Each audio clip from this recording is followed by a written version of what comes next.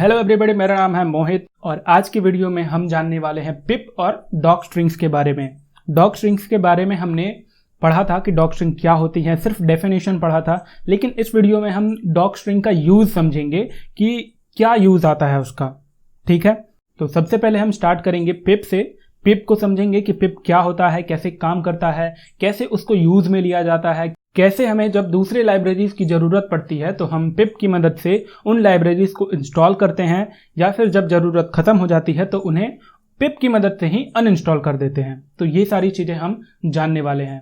इस वीडियो में जो भी कंटेंट है पिप के बारे में, वो मैं गारंटी दे रहा हूँ कि आपको पिप के बारे में ऐसा जो नॉलेज है वो आपको कहीं नहीं मिलने वाला, ना आपकी स्कूल में मिलेगा, ना ही आपको यूट्यूब पे मिलने वाला है। तो मेक श्योर कि आप इस वीडियो को कंसंट्रेशन के साथ देखें, क्योंकि ये जो वीडियो है वो हो सकता है कि आप अगर आगे चलकर प्रोग्रामर बनना चाहते हैं तो आपको आगे काम आ सके।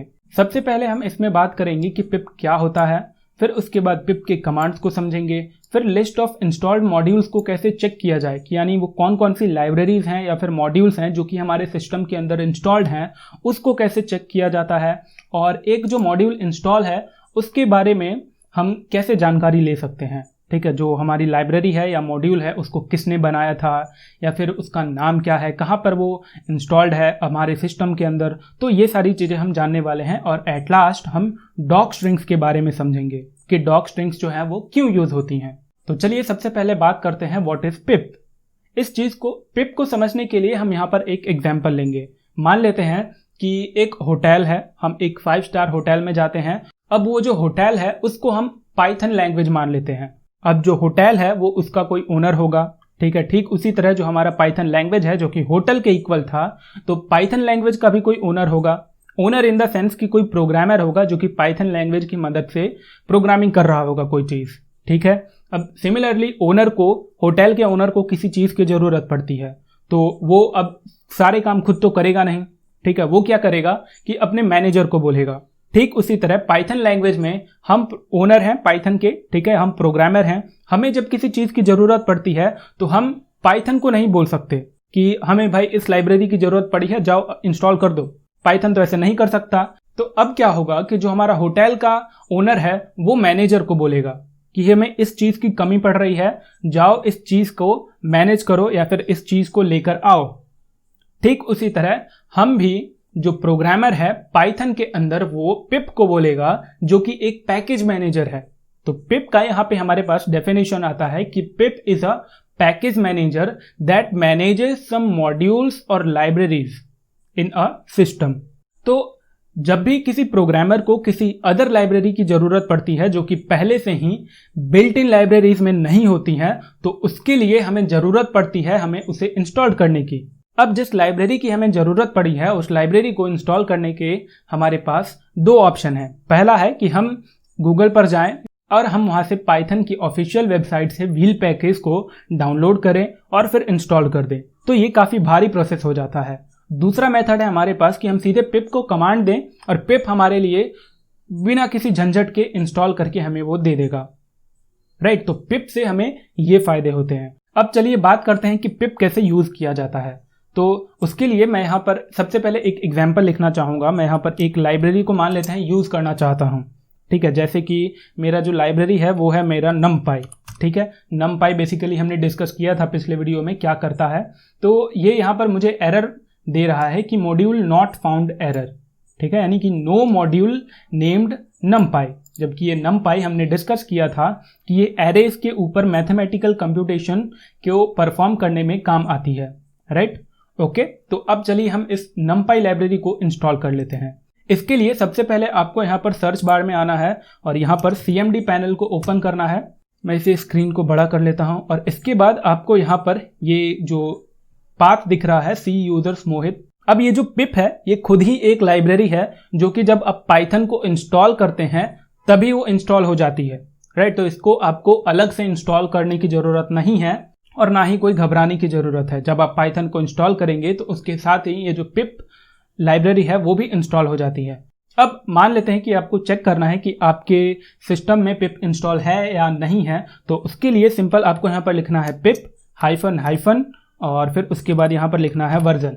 ओके, इसके बाद अगर मैं एंटर करता हूं तो ये थोड़ा टाइम लेगा और ये मुझे यहाँ पर रिटर्न कर रहा है कि पिप 20.2.3, यानी कि ये इसका वर्जन है जो कि करंट वर्जन है और इसका आपको यहाँ पर लोकेशन भी दे दिया जाएगा, राइट। तो इससे हमें ये पता चल गया कि हाँ चलो लाइब्रेरी तो इंस्टॉल है। अब बात करते हैं कि कौन से इसके कमांड्स होते हैं, फिर उसके बाद आगे हम देखेंगे कि कैसे इंस्टॉल किया जाता है। सबसे पहले हम पिप के कमांड्स के बारे में बात करते हैं।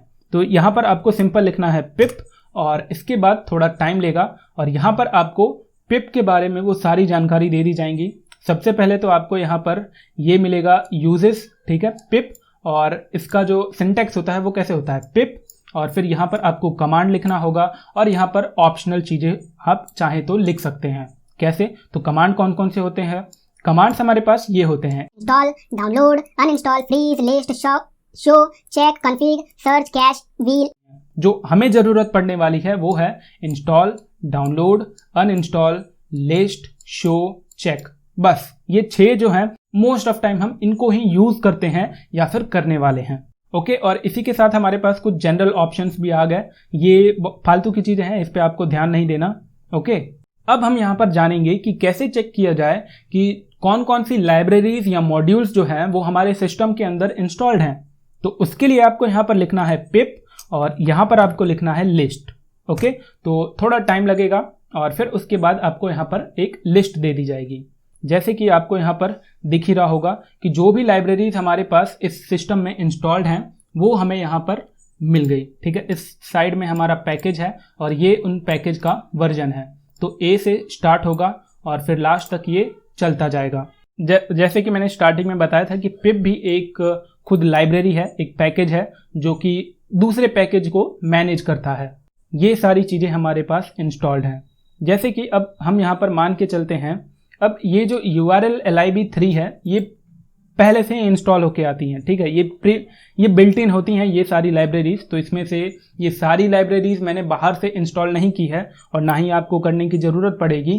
कुछ चीज़ें होती हैं जो कि बिल्ट इन होती हैं, जो पहले से ही आती हैं, जिन्हें हमें इंस्टॉल करने की ज़रूरत नहीं पड़ती। अब ये जो हमारी पाईगेम लाइब्रेरी है इसके बारे में हम जानना चाहते हैं, तो कैसे जान सकते हैं? उसके लिए आपको सिंपल यहाँ पर आना है नीचे और यहाँ पर आपको लिखना है कि पिप और यहाँ पर लिखना है शो और इसके नीचे आपको यहाँ पर लिखना है उस लाइब्रेरी या पैकेज का नाम। तो हम पाईगेम के बारे में जानना चाहते हैं। बेसिकली पाईगेम गेम्स को क्रिएट करने में यूज़ की जाती है, जैसे कि नेम, यहाँ पे वर्जन, यहाँ पे समरी, पाइथन गेम डेवलपमेंट, ठीक है। तो ये लाइब्रेरी बेसिकली पाइथन में गेम डेवलप करने के लिए यूज़ की जाती हैं। Home page, okay, author, a community of project. तो आपको यहाँ पे उसके बारे में सारी जानकारी मिल जाएगी। अब मान के चलते हैं कि हमारे पास यहाँ पर num2 वर्ड है। ये बेसिकली नंबर को वर्ड में कन्वर्ट करने के लिए काम आती है। तो मैं इस लाइब्रेरी को अनइंस्टॉल करना चाहता हूँ, तो उसके लिए आपको यहाँ पर लिखना है पिप और यहाँ पर लिखना है अनइंस्टॉल और इसके बाद आपको जिस लाइब्रेरी को आप अनइंस्टॉल करना चाहते हैं उसको आपको यहाँ पर लिखना है। तो हमारी जो लाइब्रेरी थी वो थी num2 वर्ड। ओके, तो इसके बाद ये थोड़ा टाइम लेगा और यहाँ पे फाउंड एग्जिस्टिंग इंस्टॉलेशन पूछेगा और फिर आपसे यहाँ पर पूछेगा प्रोसीड यस या नो। आपको यहाँ पर डिलीट करना है तो यस कर दीजिए, नहीं करना तो एंड कर सकते हैं। हमने यहाँ पर वाई किया, ठीक है, यानी कि डिलीट कर दो भाई। अब ये लाइब्रेरी जो है हमारी वो अनइंस्टॉल हो जाएगी और कुछ देर के बाद पिप हमें यहाँ पर बता देगा कि सक्सेसफुली अनइंस्टॉल्ड num2 वर्ड। अब अगर हम इस लाइब्रेरी को यूज़ करेंगे, कहीं पे भी इंपोर्ट करते हैं, तो ये लाइब्रेरी हमें वहाँ पे नो मॉड्यूल फाउंड का एक एरर मिलेगा। अब चलिए जान लेते हैं कि कैसे किसी लाइब्रेरी को इंस्टॉल किया जाता है। हमने यहाँ पर स्टार्टिंग में इंपोर्ट numpy किया था तो यहाँ पर एक मॉड्यूल नॉट फाइंड एरर मिला था। अब इस लाइब्रेरी को हमें सबसे पहले इंस्टॉल करना होगा। क्योंकि ये बहुत बड़ी लाइब्रेरी है तो मैं इसको दोबारा इंस्टॉल नहीं करूँगा क्योंकि इसमें टाइम लगेगा और वीडियो को छोटा रखना है। इसके लिए हम एक छोटी सी लाइब्रेरी को इंस्टॉल करना चाहेंगे। तो इस वीडियो में जो हमने num2 वर्ड वाला जो हमारा लाइब्रेरी था उसको जब हमने अनइंस्टॉल किया था, अब हम उसको यहाँ पर इंपोर्ट करके चेक करते हैं। इंपोर्ट num2 वर्ड, ओके, ये हमारी लाइब्रेरी है। हमें ये यहाँ पर मॉड्यूल नॉट फाउंड एरर दे रहा है, no module named num2 word. तो अब चलिए इस लाइब्रेरी को इंस्टॉल करके देखते हैं और फिर वापस यहाँ पर हम आकर इसको इंपोर्ट करेंगे और फिर देखेंगे कि हमें किस टाइप का एरर या फिर क्या होता है। आपको यहाँ पर कमांड प्रॉम्प्ट में वापस आना है और यहाँ पर किसी भी लाइब्रेरी को इंस्टॉल करने के लिए जो हमारा कमांड होता है वो होता है पिप, और इसके बाद यहाँ पर होता है इंस्टॉल, और इसके बाद आप जिस लाइब्रेरी को इंस्टॉल करना चाहते हैं तो उसका नाम आपको यहाँ पर लिखना होगा। हम इंस्टॉल करना चाहते हैं num2 वर्ड, ओके। फिर आपको यहाँ पर एंटर करना है और उसके बाद हमारे पास यहाँ पर फाइल डाउनलोड हो जाएगी। जैसे यहाँ पर कलेक्टिंग num2 वर्ड, ठीक है, और यहाँ पर सक्सेसफुली इंस्टॉल्ड num2 वर्ड 1.0.1, ठीक है। और यहाँ पर ये जो हमारे पास पाथ अगर दोबारा आ जाता है तो इसका मतलब ये है कि हमारी लाइब्रेरी इंस्टॉल हो चुकी है। अब क्योंकि ये लाइब्रेरी बहुत छोटी थी, ये मॉड्यूल जो था ये बहुत छोटा था, इसके लिए ये बहुत जल्दी हो गया। अगर सिमिलरली हम numpy को करते तो उसमें बहुत टाइम लगेगा, क्योंकि वो काफ़ी हैवी लाइब्रेरी है। जैसा कि हमने पिछले वीडियो में बात किया था 89,747 लाइन थे उसमें, तो बहुत ही खतरनाक मॉड्यूल था वो। आप चाहें तो उस numpy लाइब्रेरी को इंस्टॉल करके चेक कर सकते हैं। अब हम यहाँ पर इसको इंपोर्ट करके चेक करते हैं कि क्या ये काम कर रहा है। तो num2 वर्ड, और यहाँ पर कोई एरर नहीं आया, इसका मतलब कि हाँ ये काम कर रहा है। अब इस लाइब्रेरी को कैसे यूज़ किया जाए, तो लाइब्रेरी को अगर आपको यूज़ करना है तो मैं आपको एक एग्जांपल दे देता हूँ। यहाँ पर आपको लिखना है कि num2 वर्ड डॉट वर्ड, और यहाँ पर पैरेंथेसिस देना है, और इसके अंदर जिस भी नंबर को आप वर्ड में कन्वर्ट करना चाहते हैं वो आपको यहाँ पर पास करना है। मैं मान के चलता हूँ 1 2 3, तो इसका आंसर होगा 123। तो यहाँ पर आपको यहाँ पे आंसर मिल जाएगा कि 123। तो बेसिकली ये लाइब्रेरी इसी काम में आती है। आई होप कि ये चीज़ आपको यहाँ पर क्लियर हो गई होगी। हमारा यहाँ पे पिप वाला पार्ट खत्म होता है। अब हम डॉक स्ट्रिंग्स के बारे में समझेंगे। तो आई होप कि पिप कैसे इस्तेमाल किया जाता है, कैसे यूज़ होता है, क्या उसके फंक्शंस होते हैं, क्या कमांड्स होते हैं, ये सारी चीज़ें आपको समझ में आ गई होंगी। इसी के साथ चलिए आगे बढ़ते हैं, और मैं यहाँ पर स्क्रिप्ट मोड को ओपन करूँगा और यहाँ पर अब बात करते हैं हम डॉक स्ट्रिंग्स के बारे में। डॉक स्ट्रिंग्स क्या होती हैं? हमने जाना था कि जो ट्रिपल कोटेड स्ट्रिंग्स होती हैं उन्हें हम डॉक स्ट्रिंग्स कहते हैं। अब अगर आपने 11th क्लास में डॉक स्ट्रिंग्स के बारे में पढ़ा हो तो जो ट्रिपल कोटेड स्ट्रिंग्स होती हैं वो तो हमारे पास कमेंट होती हैं, मल्टी लाइन कमेंट्स होती हैं, तो उसकी ज़रूरत क्यों पड़ी? तो बेसिकली मैं इसका आपको एक एग्जांपल समझाता हूं। मान लेते हैं हमने यहाँ पर एक फंक्शन डिफाइन किया, डिफाइन चेक, नहीं इसको यहाँ पर लिखते हैं डिफाइन ऐड, और यहाँ पर बेसिकली ये क्या करेगा कि x, y, और उसके बाद मैं इसको ब्लॉक करूँगा और यहाँ पर मैं एक रिजल्ट बना देता हूँ a इक्वल्स टू, यहाँ पर मैं लिख दूंगा x प्लस y, और यहाँ पर मैं a को रिटर्न कर देता हूँ, राइट। तो अब मैं यहाँ पर क्या करूँगा, यहाँ पर मैं नीचे एक कमेंट लिख देता हूँ कि hashtag function to add 2 numbers, okay. तो ये चीज़ तो हमें इससे क्लैरिटी तो मिल रही है कि हाँ ये जो फंक्शन है ये बेसिकली 2 नंबर्स को ऐड करने के लिए इस्तेमाल किया जाता होगा। यहाँ पर जब हम फंक्शन को सामने से देख रहे हैं तब हमें ये पता चल रहा है। मैं यहाँ पे एक मल्टी लाइन स्ट्रिंग क्रिएट करूँगा उसके लिए, और फिर यहाँ पर डन।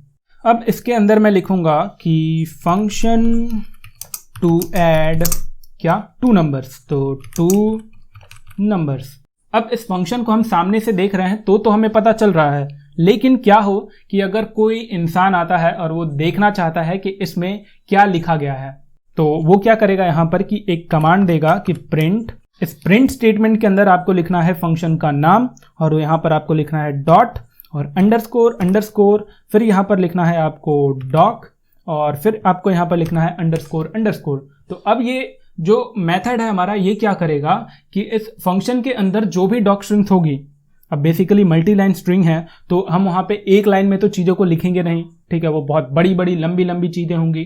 तो इसके लिए हम इस डॉक मेथड का इस्तेमाल करते हैं, और डॉक स्ट्रिंग्स का भी इसीलिए हम इस्तेमाल करते हैं। अब अगर मैं इस प्रोग्राम को सेव करता हूँ, मैं इसको रन करता हूँ, तो ये मुझे यहाँ पर फंक्शन टू ऐड 2 नंबर्स, ये चीज़ मुझे यहाँ पर प्रिंट की जा रही है। अगर आपको जानना है कि किसी भी एक फंक्शन के अंदर कोई डॉक स्ट्रिंग है तो, या फिर वो फंक्शन किस बारे में डिफाइन किया गया है, तो आप इस मेथड का इस्तेमाल कर सकते हैं। यहाँ पर आपको उस फंक्शन का नाम लिखना है और डॉट करके, डॉट बेसिकली मेथड के लिए यूज़ किया जाता है, और फिर अंडरस्कोर अंडरस्कोर डॉक, फिर अंडरस्कोर और फिर अंडरस्कोर। तो इससे आपको उस फंक्शन के अंदर जो डिफाइंड डॉक स्ट्रिंग्स होंगे वो आपको पता चल जाएंगे। तो आज के वीडियो में बस इतना ही।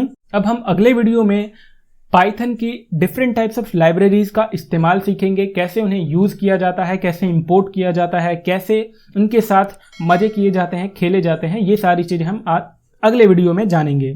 तो मिलते हैं फिर अगले वीडियो में, तब तक के लिए गुड बाय।